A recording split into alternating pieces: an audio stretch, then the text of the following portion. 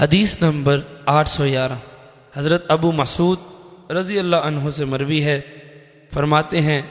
ہم حضرت سعد بن عبادہ رضی اللہ عنہ کی مجلس میں تھے کہ نبی اکرم صلی اللہ علیہ وسلم ہمارے پاس تشریف لائے۔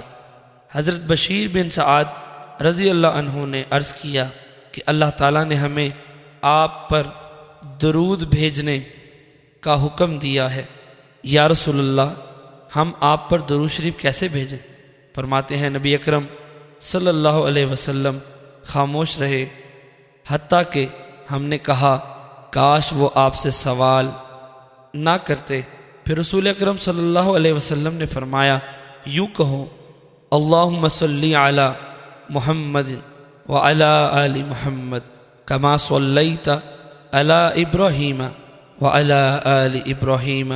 انک حمید مجید، اللہم بارک علی محمد وعلی آل محمد کما بارکت